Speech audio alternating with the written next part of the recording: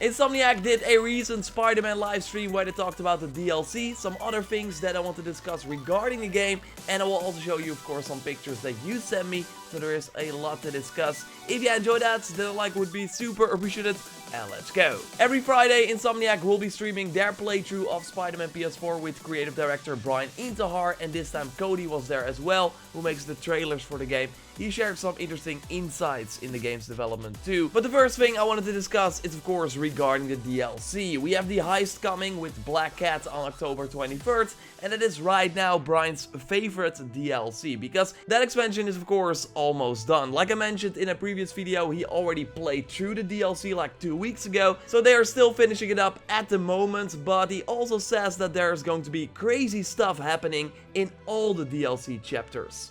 But I think there's going to be some really crazy stuff happening in other DLCs. It's going to be fun. Yes. I've been looking. Yeah, and I mean, I am like, right, it's ooh. Ooh, I think a lot of unexpected stuff. I think that's the cool thing is, like, it's not, you know, one thing people are like, we want more surprises, we want more surprises. I think there's some really good surprises in these pieces.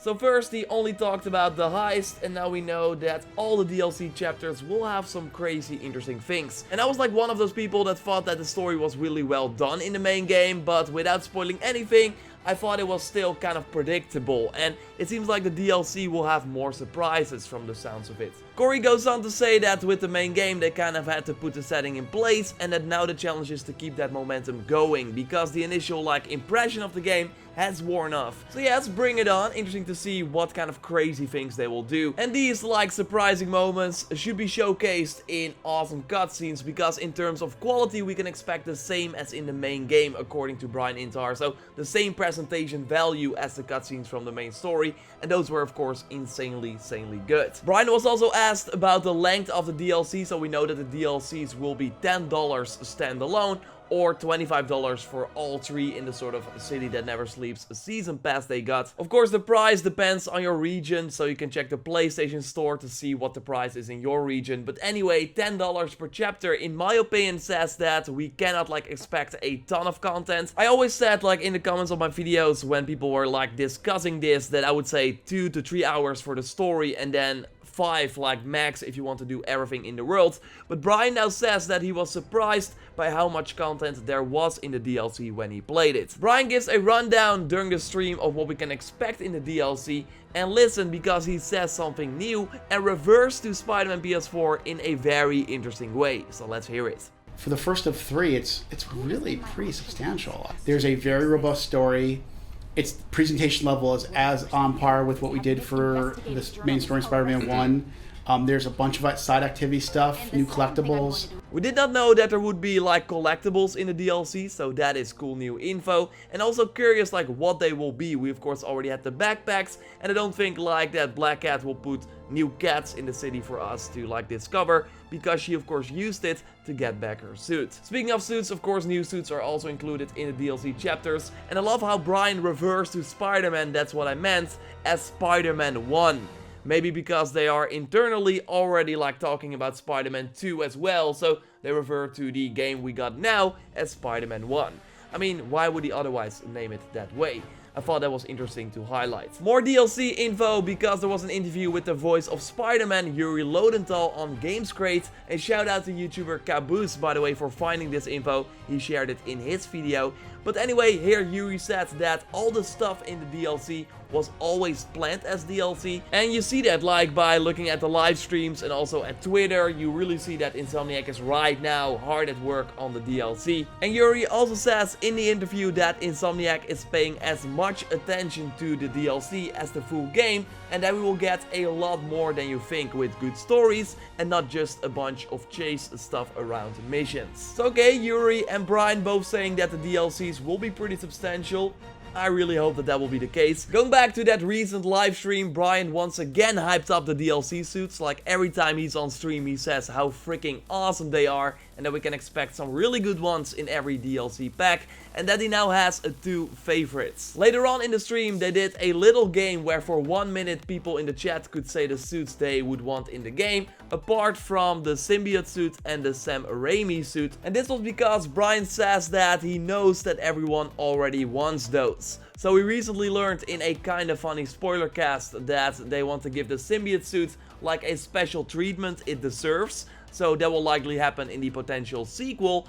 So with him like acknowledging that everyone wants the Sam Raimi suit, so I think that will likely mean that we will get the same sort of special treatment for that suit as well. Like, he can't ignore it at this point and acknowledges that he knows that everyone wants it. So one day we will totally get it, hopefully the DLC, but maybe also for the second game. In regards to updates, that will of course happen like in between the DLC chapters as well. We of course recently had the 1.6 update that added some new filters to the photo mode as well. So they touched on the fact that people want to play the game in the vintage style from the vintage shoots, but Brian says that he does not think that they will be able to do that. So if you wanted that, don't hope for it. In terms of updates in general, Brian notes that there's a lot of stuff that they want to keep working on, so that is great news, because that is always the thing with the PS4 exclusives, like how long will the developers support the game before moving on to the next one. But it seems like this year we will still get a ton of Spider-Man updates as well.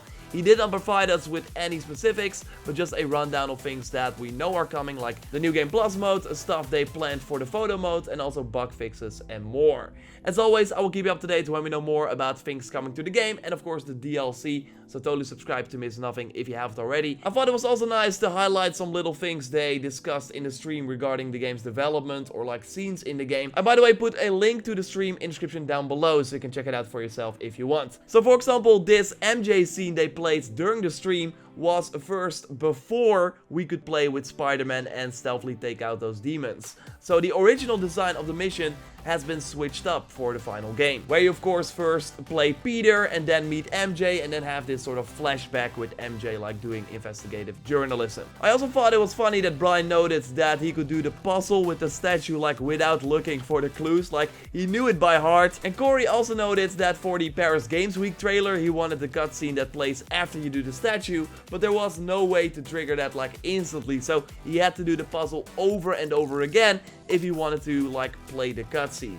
And so I solved this puzzle like so many times. Why make us out a checkpoint? I know. This one right here. Yeah, Devil's Breath. Yeah. I've heard that so many times. I think it's always awesome to hear stuff like that. They also noted that the phone call waveforms are really based on the voice of the character that is talking, and it's not just some random animations that are looping. And Brian shared that he always thought that the light at the office from Doc was a bug, but they made it so to help with the atmosphere. So you saw like, okay, they are struggling, they don't have money to replace everything. A cool small little story from the game's development. Of course, at the end of my Spider-Man videos, we of course take a look at the pictures you sent, and you can do that via Twitter at JorRaptor. Follow me there and include the SpiderRaptor hashtag.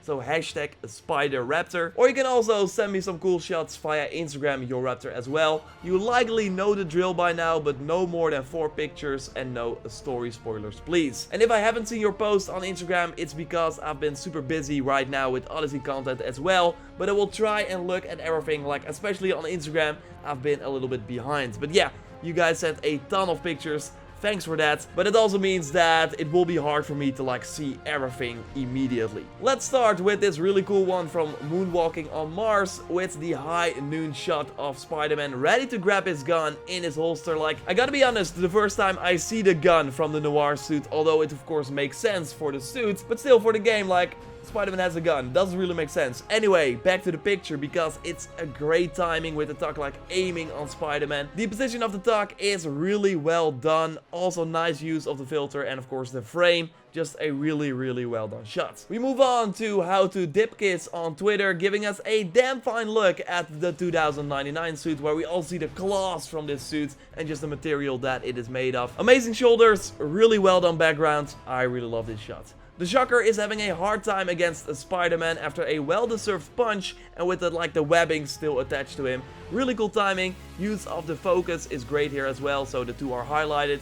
A nice picture, Bruno. One criminal decided to swim to Manhattan after escaping the raft, but Spider-Man was fast enough and caught him while the criminal was almost there. And yes, the guy does not look happy, especially since Spider-Man decided to take a selfie in the water as well. Nice use of the stickers. Like, I thought I would highlight one picture with stickers because we don't really do that often. Nice one, Jordy. Not all shots have to be about Spider-Man, as well as Deviant shows with the Skrull caught in a crossfire. Not Felt weird that this made it to the front page of the Bugle. No, but nice one, Davian, and a fun one to end the video with. Again, subscribe for everything Spider-Man PS4 if you haven't already. Drop a like to support the channel, check out my recent video on the highest combo in the game, and I discuss way more stuff in that video. More videos with interesting things are coming your way, and of course highlights of the pictures. I will speak to you next time, and goodbye.